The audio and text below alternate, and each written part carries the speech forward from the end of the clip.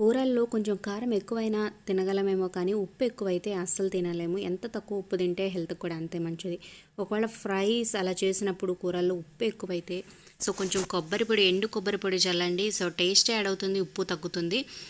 ఇంకా ఎక్కువ అయిందనుకుంటే కొబ్బరి ముక్కలు వేయండి. అవి కొంతసేపు అయ్యి తీసినాక పక్కన పడేయండి. ఉప్పు అంతా దానికి పీల్చుకుంటుంది. అలాగే పిండిని చిన్న చిన్న ముద్దల్లాగా చేసి కూరలో వేసి ఒక 5 నిమిషాలు ఉంచి తర్వాత తీసి పక్కన పడేయండి. ఉప్పు అంతా ఆ బియ్యం పిండి ముద్ద పీల్చేసుకుంటుంది.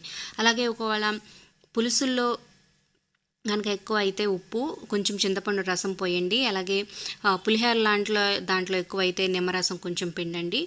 మీకు తెలిసిన టిప్స్ కూడా కింద కామెంట్స్ రూపంలో షేర్ చేయండి. వీడియో నచ్చితే లైక్ చేయడం మర్చిపోద్దు. ఒక లైక్ చేసి మా ఛానల్ని ఎంకరేజ్ చేయండి. అలాగే మీ ఫ్రెండ్స్కి వాట్సాప్, ఫేస్బుక్ ద్వారా షేర్ చేయండి. మరిన్ని ఇంట్రెస్టింగ్ వీడియోస్ అప్డేట్స్ కోసం సబ్స్క్రైబ్ చేసుకుని పక్కన ఉన్న గంట సింబల్